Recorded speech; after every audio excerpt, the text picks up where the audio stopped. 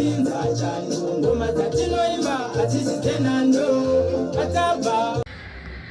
my name is Party Twice and we are back again with yet another video.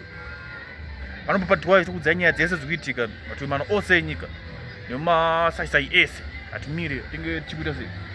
tinge tikuunzira pana lazindoona nyaya inonetsa boy ndakambudisa rimwe video but sound yacho wayazibuda yakadhakwa nhasi ndauya nanje ndauya manje nyaya iya boys iri kutsviridza nyaya iri kutsviridza iri kuitika pabudiriro apa budiriro pari kukatyamadza nyika yese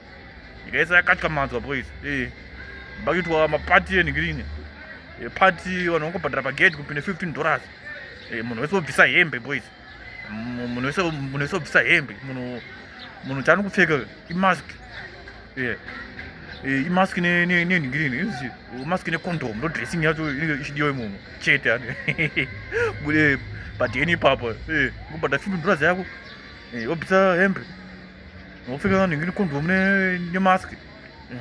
then woita sei then mbopinda memuya makutotenga doro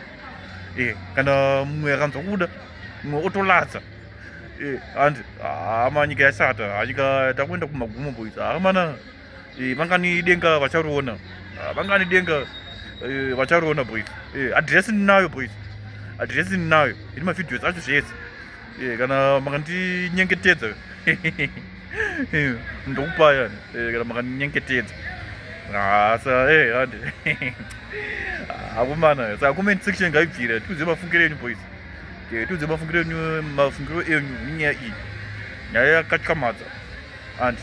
tiuzive mafungiro enyu. My name is Party Twice, Mr. Beast.